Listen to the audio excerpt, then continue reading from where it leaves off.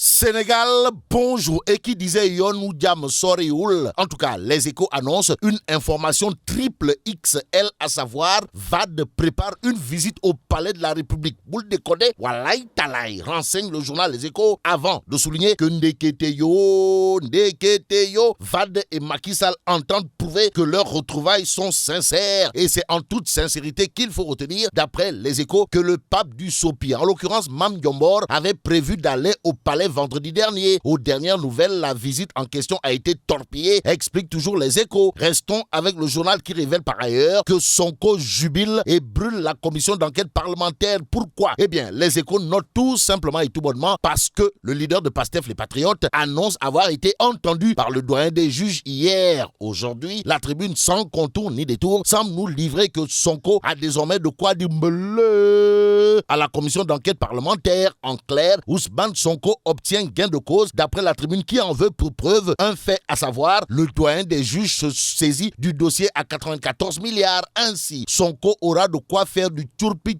fait chumbote. Surtout que la tribune nous renseigne que la commission d'enquête parlementaire fait face à ces contradictions. Qu'à cela ne tienne, Vox Populi, à la veille de la plénière de l'Assemblée nationale, parle de rebondissement dans l'affaire des 94 milliards. Et ce que prend pour argent comptant Ousmane Sonko dans cette histoire, d'après Vox Populi, c'est la grande victoire. Victoire avec ou sans gloire. Wolf Quotidien préfère s'arrêter sur les faits, à savoir, après un face-à-face avec le doyen des juges, Sonko révèle et menace. De quoi s'agit-il encore? Eh bien, Wolf Quotidien en veut pour preuve les propos de Sonko qui jure la main sur le cœur avant de dire à haute et intelligible voix que Macky Sall a instrumentalisé la justice en faisant pression sur le PDS et Khalifa Sall. Au regard du sale temps qui s'annonce pour Sonko, Wolf Quotidien nous informe que le leader de Pastef, les Patriotes, appelle ses soldats, comprenez, ses Banya Moulengue et ses anti-Balaka, voire Seleka, à se tenir prêts pour le combat. Combat contre qui et où, pourquoi faire? Bon, ce que fait le quotidien, c'est de rappeler que Golodou Naoudé, Tchepi,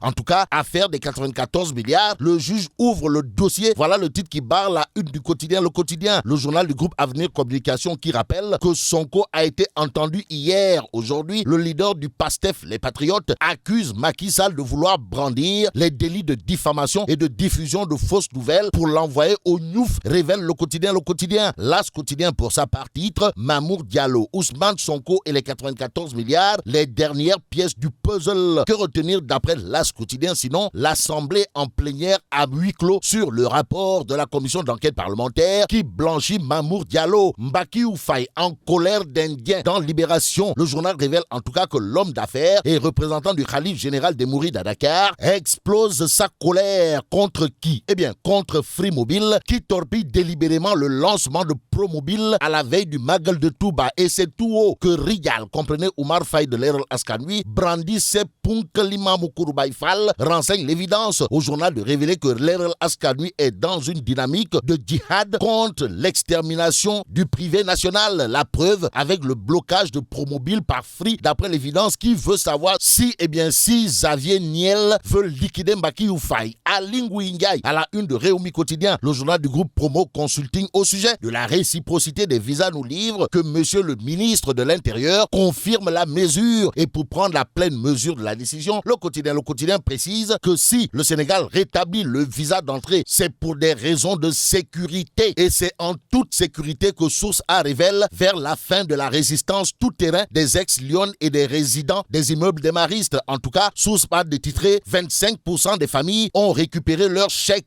Ça veut dire quoi? Eh bien, ça veut tout simplement dire, d'après Source A, que la SNHLM budgétise 12 mois de location, met sur la table 5 mois d'avance et 1 mois de caution et n'écarte pas d'acheter des appartements aux familles déguerpies si elles le souhaitent. Ce que souhaite la Tribune Sport, c'est que ça continue quoi? Eh bien, la Tribune Sport titre, match amical, le Sénégal résiste face au Brésil. En tout cas, la Tribune Sport indiquait un triste nul pour la 100e de Neymar. Mané est le 3e meilleur joueur au monde selon Tite du Brésil. Que retenir d'autre d'après la Tribune Sport, sinon les propos d'Aliou Cissé qui déclare: ce genre de match devrait faire partie de notre progression. Progressons avec le journal Les Échos pour terminer. En tout cas, on peut lire à la une des Échos, incroyable mais vrai, la ministre Zahra Iyane a obtenu un financement de 150 millions de la DER. Et ouais, Samboy. Et là, mais là, tu donnes de. Wow, il faut y djabati. Bon, vive le Sénégal.